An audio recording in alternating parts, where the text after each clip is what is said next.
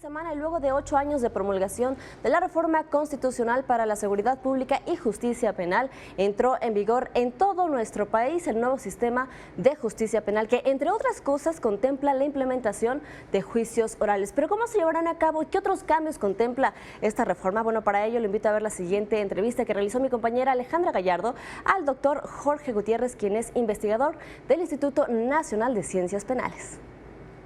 ¿Por qué un nuevo sistema de justicia penal? ¿Esto exigía alguna inquietud de la ciudadanía o el por qué? Son una serie de factores que se conjugaron.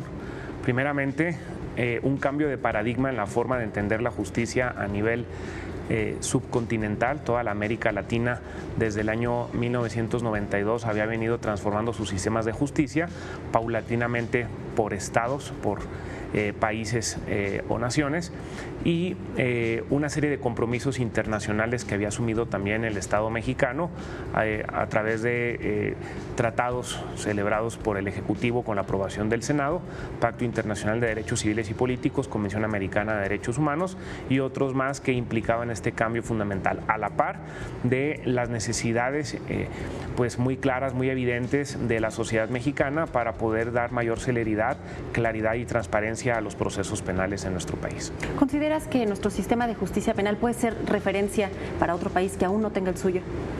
Por supuesto que sí, creo que hay puntos muy importantes en este tránsito de la reforma preponderantemente escrita, del sistema de justicia preponderantemente escrita y mixto, inquisitivo, a esta reforma del sistema de justicia con un carácter oral, con un régimen de audiencias y acusatorio. Se han hecho importantes contribuciones en el caso mexicano, particularmente en la forma de entender los procesos y registrarlos, por ejemplo, a través de audio y video. Las audiencias se van a videograbar y va a quedar constancia de la interacción procesal entre los distintos sujetos que tienen cabida en una audiencia. En el caso de otras latitudes no se videograban, por ejemplo, la forma en que se registran es solamente con audio, ¿no?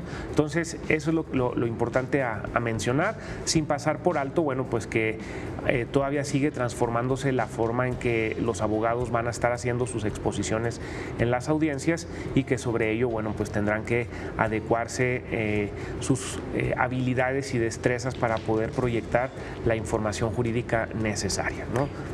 Mencionabas hace un momento otros estados que también trabajan con sistemas de justicia penal.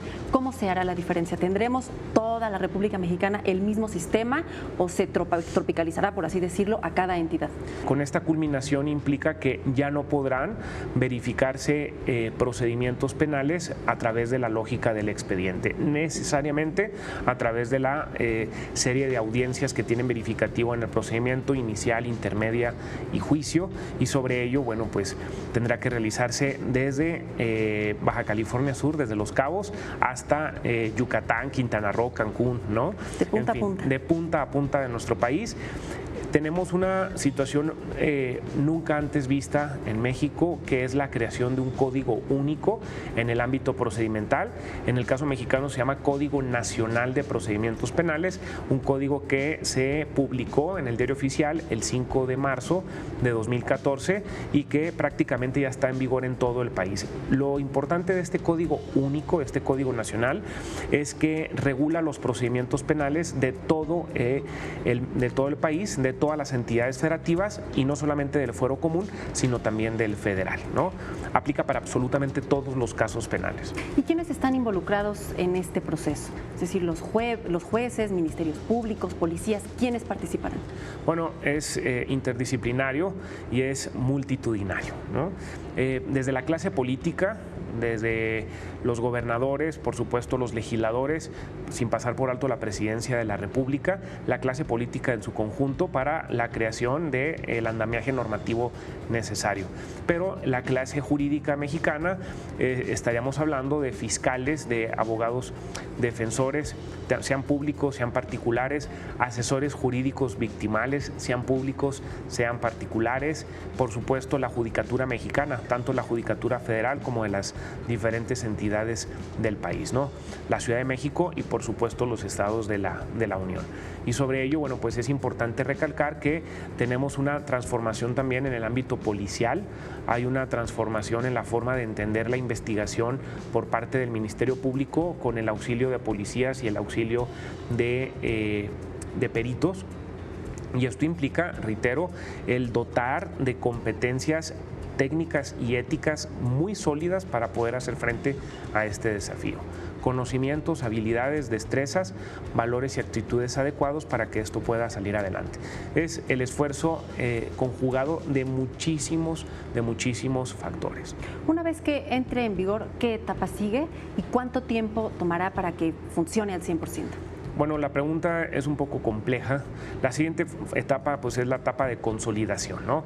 Culminando la etapa de implementación, pues es necesario consolidar lo ya implementado, detectar áreas de oportunidad, fortalecerlas, detectar aspectos débiles en el actuar de los operadores, por supuesto en el mismo andamiaje normativo, normas o pedacitos de norma que deben ser mejorados porque todo es perfectible, identificar ello, pero la parte más compleja es el ámbito operativo, ¿no?